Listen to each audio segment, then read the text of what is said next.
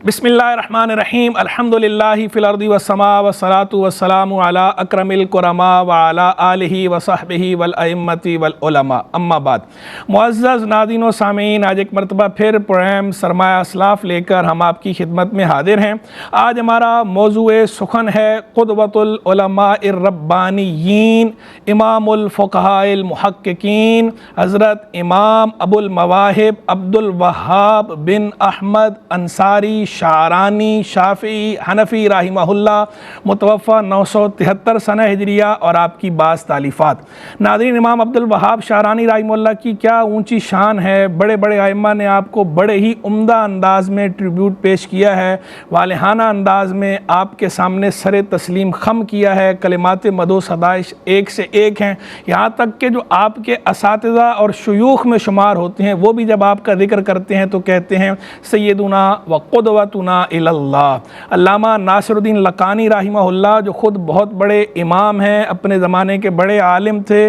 उनका अपना सिक्का बाज़ार इल्म में चलता है। वो जब आपका ज़िक्र करते हैं तो आपका ज़िक्र करते हुए कहते थे सैयदुना व क़ुदवतुना इलल्लाह, कि ये हमारे सरदार हैं और अल्लाह की तरफ ये हमारे पेशवा हैं। इमाम अब्दुल वहाब शारानी राहिमहुल्लाह इतने बुलंद पाया बुज़ुर्ग थे कि आपके इल्मी कमाल का भी एतराफ़ आपके असातिज़ा ने किया है और आपके रूहानी कमालात का एतराफ़ भी आपके असातिज़ा ने आपकी ज़िंदगी में ही किया है। और ये अल्लामा अब्दुल वहाब शारानी राहिमहुल्लाह की ज़बरदस्त खिदमात हैं दीन मतीन के लिए। खल्क़ खुदा के साथ बहुत आप हमदर्दी रखते थे, खिदमत खल्क़ के कामों में भी बढ़ चढ़ कर हिस्सा लिया करते थे। यानी इल्म की बुलंदी पर तो आप थे ही थे, मुहद्दिस थे, फ़क़ीह थे, उसूली थे, नहवी थे, तसव्वुफ़ तो ख़ास आपका मैदान है। और बल्कि ये गलत फहमी भी पाई जाती है, बाद लोग ये समझते हैं कि शायद आप सिर्फ़ और सिर्फ एक सूफ़ी थे या तसव्वुफ़ में आपका ऊँचा मकाम है। आप सिर्फ़ सूफ़ी महज़ नहीं थे, सिर्फ सूफ़ी नहीं थे, बल्कि आप ज़ाहिर व बातिन के जामे थे। आप इल्म व अमल के जामे थे, उलूम अक़लिया और उलूम नक़लिया के भी जामे थे। मुतअद्दिद उलूम व फ़नून पे आपको कमांड हासिल थी और यहाँ तक कि तिब में भी आपको कमाल हासिल था। और अपने तो अपने हैं, बेगाने भी आपकी खिदमात का एतराफ़ करते हैं। यहाँ तक कि मुस्तशरिकीन, ओरिएंटलिस्ट, मैकडोनल्ड को देखें, निकलसन को देखें, शाख्त को देखें और कई मुस्तशरिकीन, उन्होंने भी बाकायदा आपको खराज तहसीन पेश किया है आपकी खिदमात पर। तो इमाम अब्दुल वहाब शारानी राहिमहुल्लाह बहुत ज़बरदस्त इमाम थे और आपका खल्क़ खुदा के साथ ताल्लुक़ भी बहुत उम्दा, खालिक के साथ ताल्लुक़ भी सुबहान अल्लाह अपनी मिसाल आप, खल्क़ खुदा के साथ ताल्लुक़ भी अपनी मिसाल आप था। लोगों को मुआफ़ फरमा दिया करते थे। आपने फरमाया कि जो भी मेरी ग़ीबत जिसने भी की मैंने उसको मुआफ़ किया, चाहे मेरी ज़िंदगी में मेरी ग़ीबत करे या मेरे मरने के बाद भी कोई मेरी ग़ीबत करेगा तो मैंने उसे मुआफ़ किया। यानी आपके दिल में ऐसा अल्लाह की मखलूक़ के लिए रहम का जज्बा था, शफ़क़त का जज्बा था और चाहते थे कि मेरी वजह से कोई अज़ाब इलाही में गिरफ़्तार ना हो। तो इसलिए आपने ये ऐलान फरमा दिया कि जिससे जो भी मेरी ग़ीबत करेगा मैंने उसको मुआफ़ कर दिया। इसका ये मतलब नहीं कि ग़ीबत करने की इजाज़त मिल गई अगलों को, ग़ीबत तो बहरहाल नहीं करनी चाहिए, लेकिन वो ये बता रहे हैं अगर किसी ने मेरी ग़ीबत कर भी दी है तो मैंने उसको मुआफ़ किया। अल्लाह तबारक व तआला मेरी वजह से किसी मुसलमान का मुआख़ज़ा ना फरमाए। ये आपके अंदर खल्क़ खुदा का दर्द था, दर्दमंद दिल था आपके अंदर और लोगों के काम आते थे। कोई भी आपको अगर कुछ कहता था तो अगर आपकी इस्तिताअत में होता तो उसकी खुद मदद करते थे, माली मुआवनत भी कर दिया करते थे। यहाँ तक कि हुक्मरानों और वालियों को भी जाके सिफारिश कर दिया करते थे दूसरों के लिए। कभी अपने ज़ाती काम के लिए किसी हाकिम या वाली से नहीं कहते थे, लेकिन लोगों के काम के लिए, जनरल पब्लिक के काम के लिए जाके उनको सिफारिश कर दिया करते थे और कहते थे कि इनका काम कर दो। और बड़ा एहतराम और इकराम का मामला करते थे उन लोगों के साथ कि जो कस्बे हलाल का एहतमाम करते हैं, बिलखुसूस वो लोग के जो खल्क़ खुदा के लिए काम आते हैं, जैसे किसान हो गए, ताजिर हो गए, दुकानदार हो गए। इन लोगों का इकराम बहुत ज़्यादा एहतराम करते थे, रिगार्ड देते थे और बाकायदा बताते थे अपने जो मुरीदीन और तलामिज़ा हैं उनको भी कहते थे कि इनको इज़्ज़त दो, कि ये इनकी वजह से खल्क़ खुदा को नफ़ा पहुँचता है, कि ये अल्लाह की मखलूक़ को फ़ायदा पहुँचने का सबब बनते हैं ये लोग। तो इसलिए इन लोगों को आप ख़ुद भी इज़्ज़त देते थे और मुरीदों और शागिर्दों से भी कहते थे कि इनको इज़्ज़त दिया करो, एहतराम दिया دیا کرو۔ اسی طرح جو آپ کے زمانے میں دیگر علماء اور مشائخ تھے تو ان کو بھی آپ اسی طرح ریگارڈ دیتے تھے، اور جب کبھی کسی شیخ سے ملتے تھے تو اس کے مریدوں کے سامنے اگر واقعی کوئی اللہ والا ہوتا تھا، عالم بعمل ہوتا تھا، تو اس کے شاگردوں کے سامنے، اس کے مریدوں کے سامنے اس کی دست بوسی کرتے تھے، اور بعد میں کہتے تھے کہ میں اس لیے کرتا ہوں تاکہ جو ان کے شاگرد اور مرید ہیں ان کے دلوں میں اپنے شیخ کی اور زیادہ قدر بڑھے، اور وہ ان سے اور زیادہ استفادہ کریں، اور مخلوق اور زیادہ ان کی طرف راغب ہو، اور وہ خلق خدا کو خالق کی طرف راغب کریں۔ اور آپ نے باقاعدہ خانقاہ بھی بنائی ہوئی تھی، زاویہ شارانیہ کے نام سے جو خانقاہ قائم کی تھی۔ آپ کی خانقاہ میں شب و روز تلاوت کلام مجید ہوتی تھی، اللہ کا ذکر ہوتا تھا، درود شریف کی محافل ہوتی تھیں، درس قرآن ہوتا تھا، درس حدیث ہوتا تھا، شب و روز آوازیں گونجتی تھیں۔ باقاعدہ لوگ کہتے ہیں کہ آپ کی خانقاہ سے آوازیں گونجتی رہتی تھی، کبھی جو ہے وہ ذکر اللہ کی، کبھی تلاوت کلام پاک کی، کبھی درود شریف کی، کبھی قرآن مجید فرقان حمید کی، کبھی علمی حلقوں کی۔ تو مجالس علمیہ بھی برپا رہتی تھی۔ خانقاہ آپ کی جو خانقاہ تھی وہ درس گاہ اور خانقاہ کا حسین امتزاج تھی۔ تو ایسے تھے، اور آپ کے اساتذہ بھی آپ سے بڑی محبت کیا کرتے تھے۔ شیخ الاسلام زکریا انصاری، ایک استاد کا ذکر تو میں نے کر ہی دیا ہے، علامہ ناصر الدین لکھانی رحمہ اللہ کا، کہ وہ سیدنا و قدوتنا اللہ کہتے ہیں۔ ایک اور آپ کے استاد شیخ الاسلام زکریا انصاری رحمہ اللہ، 20 برس آپ نے ان کی خدمت میں گزارے ہیں۔ وہ آپ سے اتنی محبت کرتے تھے کہ وہ آپ کو فرمایا کرتے تھے پیار سے، محبت سے، کہ میرا دل چاہتا ہے کہ میرے پاس جو بھی علم ہے وہ سارے کا سارا ایک ہی مجلس میں تمہیں گھول کر پلا دوں، ایک ہی نشست میں گھول کے پلا دوں۔ یعنی وہ آپ کی علمی استعداد سے اتنے متاثر تھے اور آپ سے اتنی محبت کرتے تھے اور چاہتے تھے کہ آپ کو زیادہ سے زیادہ فائدہ ہو، تو اس لیے وہ کہتے تھے کہ میں سارے کا سارا علم آپ کو، میرا بس چلے تو ایک ہی محفل میں، ایک ہی مجلس میں آپ کو سارے کا سارا علم گھول کے پلا دوں۔ تو یہ آپ کے اساتذہ کی آپ کے ساتھ محبت تھی۔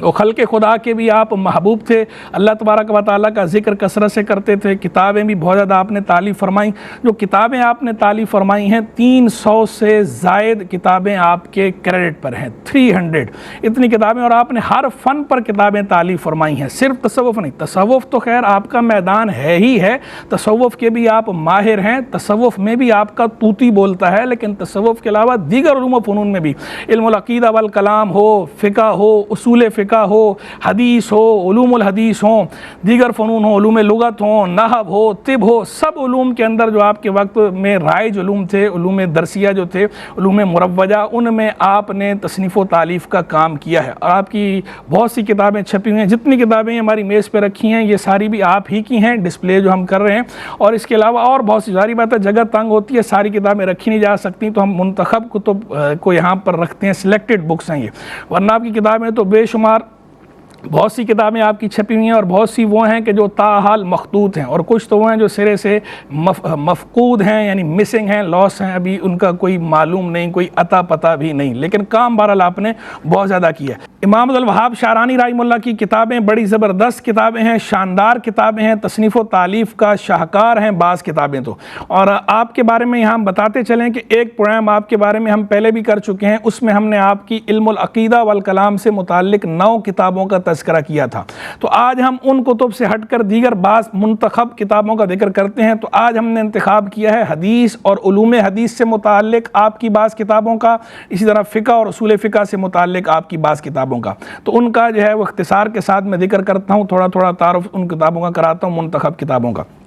ایک کتاب میں نظر آتی ہے آپ کی مقدمۃ علم الحدیث کے نام سے، یہ آپ کی بڑی زبردست کتاب ہے۔ بنیادی طور پر حافظ عراقی رحمہ اللہ انہوں نے ایک منظومہ لکھا تھا الفیۃ الحدیث کے نام سے۔ یہ جو پرانے ائمہ تھے ان کا ایک طریقہ تھا کہ وہ مختلف علوم و فنون میں نظم میں، یعنی اشعار کی صورت میں مسائل بیان کیا کرتے تھے تاکہ طلبہ کو یاد کرنے میں اور سمجھنے میں آسانی ہو اور ان کی دلچسپی بھی بڑھے، کہ نظم جو ہے نثر کے مقابلے میں اس کی طرف دلچسپی بھی زیادہ ہوتی ہے اور یاد بھی جلدی ہو جاتی ہے۔ تو اس کو جو مختلف منظومے لکھے جاتے تھے مختلف فنون میں انہیں الفیہ کہا جاتا تھا۔ تو حدیث کے علوم الحدیث کے بارے میں باقاعدہ منظومہ لکھا حافظ عراقی رحمہ اللہ نے، حافظ ابو الفضل عراقی جو حافظ بن حجر عسقلانی رحمہ اللہ کے استاد ہیں، انہوں نے یہ لکھا تھا، اس کا نام رکھا تھا التبصرہ والتذکرہ۔ تو اس منظومہ کی، اس الفیہ کی، الفیۃ الحدیث کے نام سے مشہور ہے، ویسے وہ اس کی خود انہوں نے شرح بھی تالیف فرمائی تھی اور ان کی وہ شرح بھی چھپی ہوئی ہے۔ تو متعدد ائمہ نے الفیۃ العراقی کی شرحیں لکھی ہیں، ان میں سے ایک حافظ شمس الدین سخاوی رحمہ اللہ نے جو شرح تالیف فرمائی اس کا نام ہے فتح المغیث۔ بشرح الفیت الحدیث۔ تو حافظ سخاوی کی اس فتح المغیث کی تلخیص کی ہے آپ نے، کیونکہ الفیت العراقی کی شرحوں میں جو نمایاں ترین ہیں، جو سب سے بہترین شرح ہیں، ان میں سے ایک حافظ سخاوی کی شرح کا شمار ہوتا ہے۔ تو اس شرح کی آپ نے تلخیص کی ہے، اس کی آپ نے سمری کی ہے مقدمۃ علم الحدیث کے نام سے، لیکن اس میں آپ نے صرف اور صرف ان کی تلخیص ہی نہیں کی، اسی پر اکتفا نہیں کیا، بلکہ کچھ اپنی طرف سے اضافے بھی کیے ہیں، نقول کے اضافے بھی کیے ہیں، دیگر فقہا کی، دیگر محدثین کی نصوص اور نقول کے اضافے کیے ہیں، جیسے علامہ جعفر سیوطی رحمہ اللہ وغیرہ کی، شیخ الاسلام زکریا انصاری کی، ان سے نصوص اور نقول آپ نے ذکر کی ہیں، اور کچھ آپ نے اپنے افادات بھی فرمائے ہیں۔ بنیادی طور پر یہ اس کی تلخیص ہے، اس کی سمری ہے، لیکن اس میں کچھ اضافہ جات بھی ہیں، اضافات بھی آپ نے خود فرمائے ہیں۔ تو عمدہ کتاب ہے، جو علوم الحدیث سے شغف رکھنے والے لوگ ہیں ان کے لیے لائق مطالعہ ہے، زبردست کتاب۔ پھر اس کے بعد ہمیں آپ کی کتاب نظر آتی ہے البدر المنیر فی غریبی احادیث البشیر النذیر کے نام سے۔ یہ کتاب آپ نے، یہ بھی حدیث کے موضوع پر کتاب ہے۔ غریب الحدیث ویسے تو دو اصطلاحیں ہیں الگ الگ، ایک اصطلاح تو یہ ہے کہ وہ الفاظ حدیث میں استعمال ہونے والے وہ الفاظ کے جو قلیل الاستعمال ہوں، جن اس وجہ سے ان کے معنی سے لوگ زیادہ مانوس نہ ہوں، تو ان کے معنی اور مفاہیم بیان کرنے کے لیے محدثین باقاعدہ کتابیں لکھتے ہیں غریب الحدیث کے عنوان سے، خود ایک موضوع ہے، اس پہ الگ سے کتابیں موجود ہیں۔ اسی طرح ایک اصطلاح ہے حدیث غریب کی، حدیث فرد کی، وہ علوم الحدیث کی ایک اصطلاح ہے، اس پہ بھی الگ سے کتب موجود ہیں۔ لیکن یہ جو آپ نے غریب الحدیث پہ کام کیا ہے، یہ نہ تو وہ اصطلاح پہلے والی نہ دوسرے والی اصطلاح، بلکہ آپ کی غریب سے کیا مراد ہے؟ آپ کی یہاں غریب سے مراد یہ ہے کہ وہ روایات جن کے بارے میں عام طور پر علماء کو بھی پتہ نہیں ہوتا، ان کے ریفرنسز کا پتہ نہیں ہوتا، ان کے حوالوں کا پتہ نہیں ہوتا کہ یہ روایت جو ہے یہ کہاں ملے گی، کون سی کتاب میں ہے، اور دوسرا یہ روایت مرفوع ہے یا موقوف ہے، حضور جان عالم صلی اللہ تعالی علیہ وآلہ وسلم کا فرمان ہے یا صحابی کا فرمان ہے یا تابعی کا قول ہے یا ہے۔ تو اس طرح کی جو روایات ہیں وہ آپ نے جمع کی ایک جگہ پر، اور اس کا نام آپ نے رکھا البدر المنیر فی غریبی احادیث البشیر النذیر کے نام سے یہ آپ نے جمع کر دی ہے۔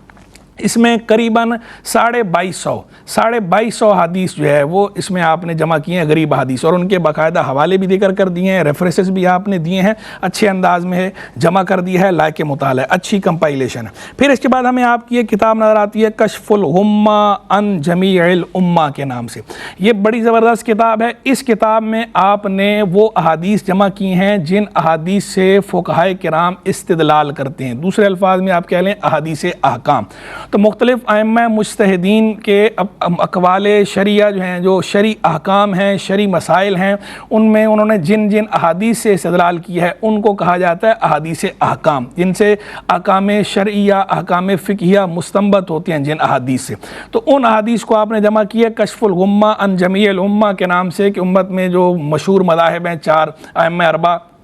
تو ائمہ اربعہ نے جن جن روایات سے استدلال کی ہے مختلف مسائل میں، تو ان روایات کو آپ نے اس میں جمع کیا ہے، لیکن اس میں تخریج نہیں دی احادیث کی، یعنی اس کے ریفرنسز یا حوالے ذکر نہیں کیے، لیکن احادیث جمع کر دیں۔ بہرحال یہ آپ کا عمدہ کام ہے کشف الغمہ عن جمیع الامہ۔ اس کے بعد پھر ہمیں آپ کی ایک کتاب نظر آتی ہے المنہج المبین فی بیان ادلۃ الائمۃ المجتہدین کے نام سے، بڑی زبردست کتاب ہے۔ یہ کتاب بھی وہی احادیث احکام، جو ائمہ مجتہدین کے جن احادیث سے احکام انہوں نے استنباط کیے ہیں، ان حدیث پر کام کیا ہے۔ یہ بنیادی طور پر یہ تلخیص ہے، یہ سمری ہے امام بیہقی رحمہ اللہ کی کتاب السنن الکبریٰ کی۔ امام بیہقی نے السنن الکبریٰ کے نام سے کتاب لکھی تھی، اس میں حدیث احکام جمع کی تھی، تو آپ نے اس کی تلخیص کی ہے۔ لیکن اس کتاب کو السنن الکبریٰ للبیہقی پر ایج ہے، ویسے اس کو مختصر السنن البیہقی بھی کہا جاتا ہے، مختصر البیہقی بھی کہا جاتا ہے، اور یہ جو نام ہے المنہج المبین فی بیان ادلۃ الائمۃ المجتہدین یہ بھی کہا جاتا ہے۔ لیکن اسے مختصر البیہقی پر ایج یہ ہے، کچھ اس کو ایڈوانٹیج حاصل ہے، وہ یہ ہے کہ ایک تو اس کی تلخیص تو آپ نے کی ہے حدیث احکام کی جو السنن الکبریٰ للبیہقی میں ہے،